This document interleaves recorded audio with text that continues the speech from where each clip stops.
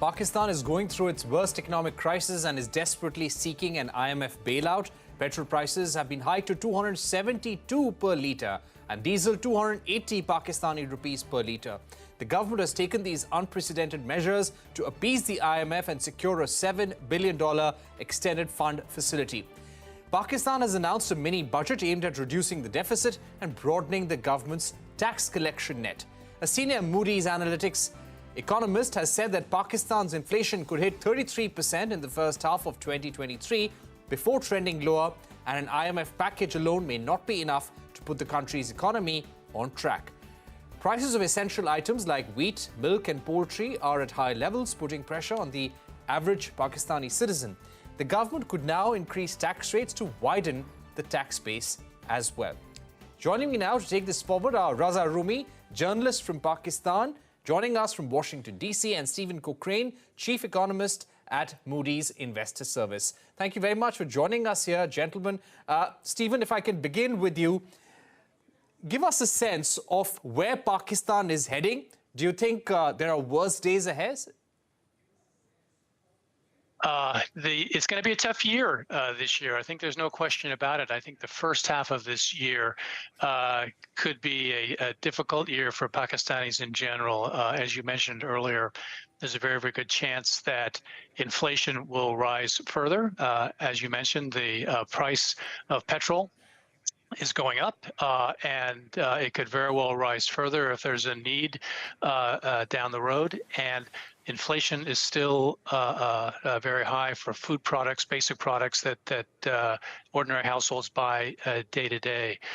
So there's a good chance that the inflation rate could rise to something over 30% in the first half of the year.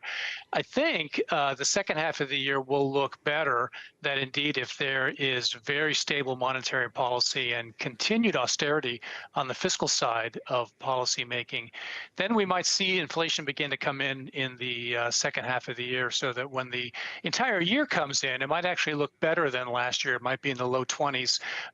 But that'll be towards the end of the year rather than in the near term. Right. Raza Rumi, coming to you, give us a sense of how the life of an ordinary Pakistani citizen has been impacted the last few days. We're seeing petrol and diesel prices at record levels. Prices of milk, prices of chicken, prices of wheat are all at very high levels. How is this making day-to-day life difficult? I think for an average Pakistani, especially from the low-income group or the fixed-income group, the life has been tough for the past many months. I mean, in recent days and weeks, to meet some of the IMF conditions, further price hikes have actually been announced. So, for example, the prices of energy, you mentioned petrol and diesel, which is vital for the economy and for everyday transportation of goods and services and of people as well. But, the rates of natural gas have gone up by 113%. And that is also to bridge the shortfall between the cost of producing and importing LNG or gas, etc., and the rate at which it is sold in the open market.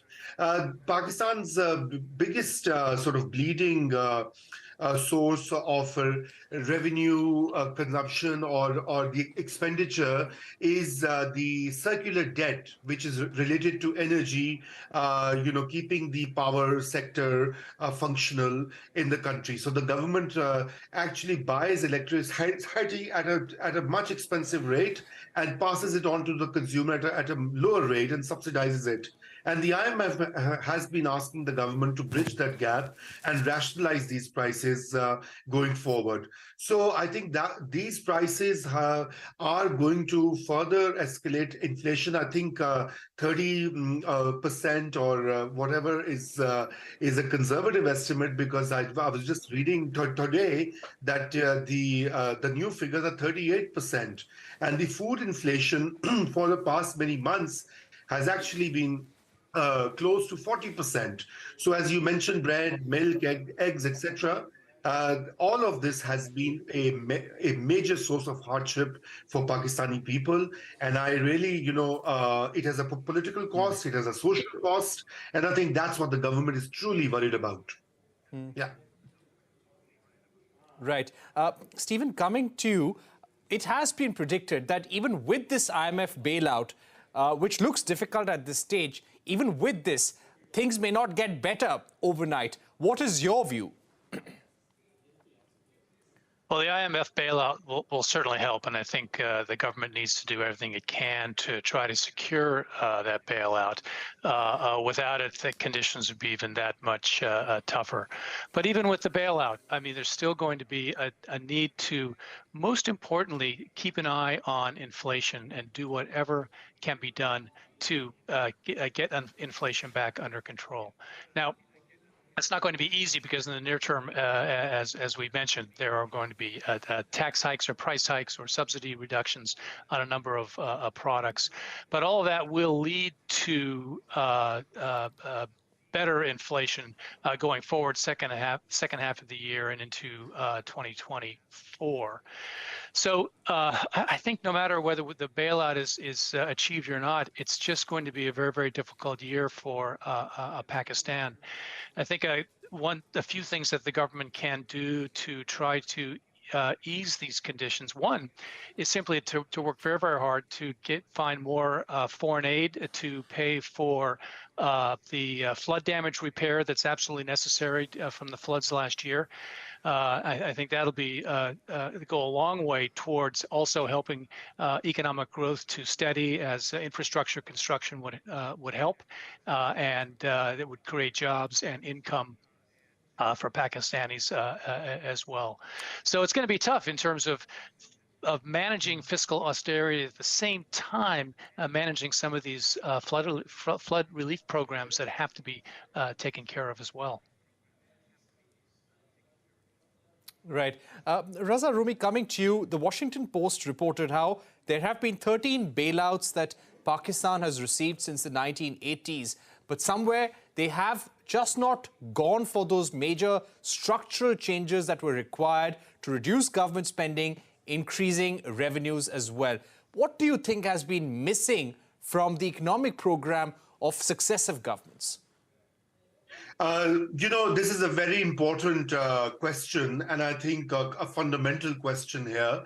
The unwilling nature of the Pakistani political system to undertake structural reforms that are an imperative now. And now, I guess, with this crisis, they will have no choice going forward but to address some of those long-standing issues. What are those issues? I think the first is that Pakistan's bleeding public sector enterprises consume a major chunk of the budget, so there are big white elephants, that need to be either improved, their governance needs to improve, or they need to be privatized or partially privatized, the railways, the steel mills. I mean, there are dozens and dozens of public sector corporations which basically are a burden on the exchequer, and no political government wants to touch them because if they downsize or rationalize their workings, they will have to lay off people. So that's one part. The other is, of course, defense expenditure, which has also not really seen any decrease. I mean, it was frozen in the last budget. I mean, that's what the government claimed. But, it is also important for Pakistan to review. And some of the economists have argued that some of the wasteful expenditure in the public sector, both in the defense sector as well in the civilian bureaucracy, needs to be trimmed down. And then, of course, the power sector that I mentioned earlier. Almost 20 to 30% of line losses have been reported in power distribution. So until you don't fix some of these issues, and you're not going to, stabilize in the longer run. I mean, IMF bailouts are just temporary sort of injections that Pakistan is now used to, and I think this one also will give a reprieve for a couple of months, and then in about 4 to 6 months, Pakistan will be back in the same situation until it really doesn't cut down its expenditures. But for all of this, what is important to remember is that you cannot bring about these reforms without a bipartisan consensus, without a political consensus and political stability. In Pakistan, governments are frequently changed. There's still turmoil going on the street. I mean, for much of last year, the opposition leader Imran Khan was protesting on the streets. Now he wants an early election, and the government doesn't want to go into election. So there's always this political instability that prevents arriving at a consensus on key policy reforms that are urgently needed. And final point, why all of this is has become so critical, with foreign exchange reserves dipping to nearly $3 billion or so, is also the fact that the Western assistance to Pakistan has declined tremendously. For decades, Pakistan has been, used to being part of the U.S. global security project, where either it's the Cold War or the Afghanistan war or the war on terror, and it was getting all these handouts, lots and lots of foreign exchange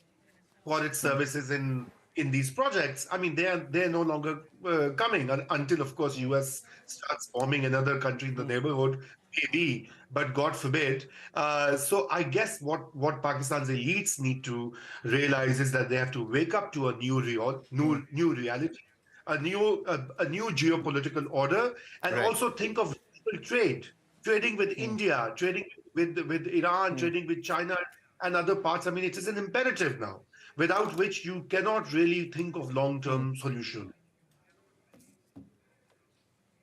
Right.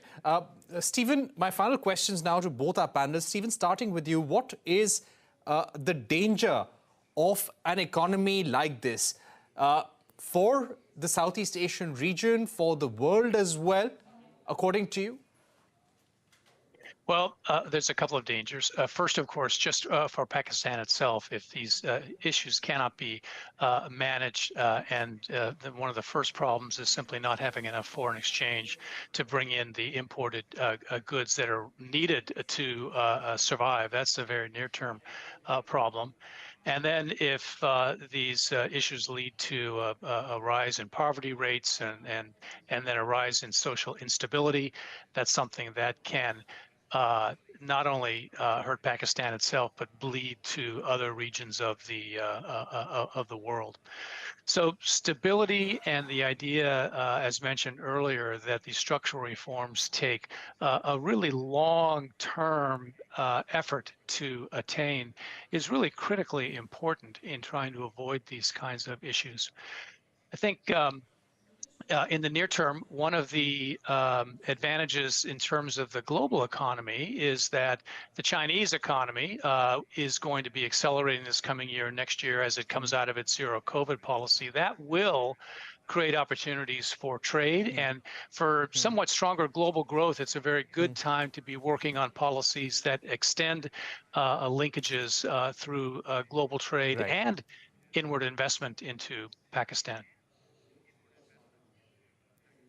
All right, we've run out of time, but Stephen Cochrane, Raza, Rumi, thank you very much for joining us for that insightful discussion on the state of the Pakistani economy right now. Of course, what's happening in India's neighborhood is extremely important, and India, of course, is looking at the situation in Pakistan very, very closely and carefully as well. Raza, Rumi, Stephen Cochrane, thank you very much for joining us. We take a break here, but when we return, we'll turn our focus to China, from the spy balloon row to the US Senate's resolution on Arunachal Pradesh.